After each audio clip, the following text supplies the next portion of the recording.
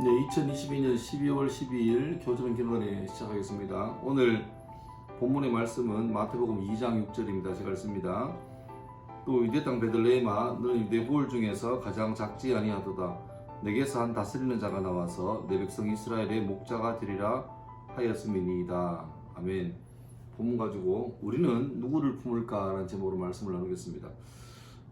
베들레헴은 예수님이 태어나신 장소로 유명하죠. 근데 이 당시 예수님 태어나기 전까지만 해도 베들레헴은 그냥 예루살렘에서 조금 떨어진 작은 소도시였고, 그나마 베들레헴에서 가장 자랑할 만한 것은 이스라엘 역사의 가장 성군이라 할 수 있는 다윗이 이곳에 태어났다. 그러니까 다윗 왕의 고향이었다.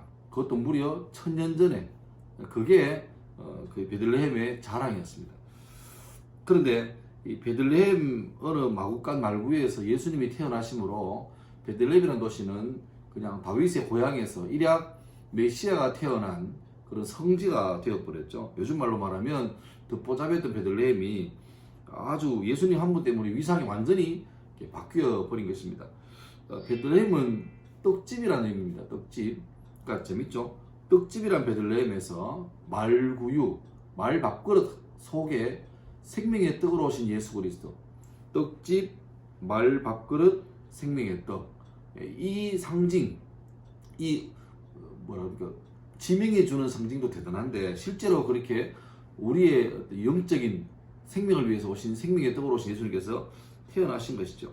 그러니까 어쩌면 마리아가 이렇게 출산이 이제 임박해서 베들레헴에 왔지만 아무도 마리아를 맞을 방이 없잖아요.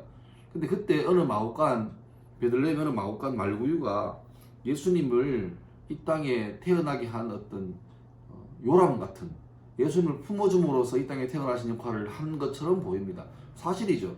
근데 또 다른 사실은, 알고 보니 베들레헴과 말구유가 예수님을 품어준 것도 사실이지만, 알고 보니 예수님께서 베들레헴에 태어나심으로, 그 말구유에 말구나심으로 이 베들레헴이 베들레헴 될 수 있다는 거죠.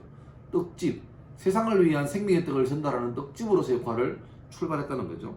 그러니까 우리는 베들레헴이 예수님을 품어줬다고 생각하는데, 예수님께서 베들레헴을 품어주신 것, 이게 어쩌면 영적인 진리가 아닐까 생각합니다. 학교에 있으면 이제 학기말이 다 돼가고 이제 학년을 마무리해 갈 때가 다 돼갑니다. 사람은 장점을 보는 건 참 쉽지 않은 것 같아요. 단점은 굳이 찾지 않고 발견하지 않으려고 해도 눈에 잘 보입니다. 사람의 본능이 그러하고 그래요. 그러니까 장점을 찾으려면 애를 써야 되고 의지를 가지고 노력해야 발견되는데, 단점은 그냥 눈에 들어옵니다. 이게 죄악된 인간의 어떤 본능적인 장면이죠.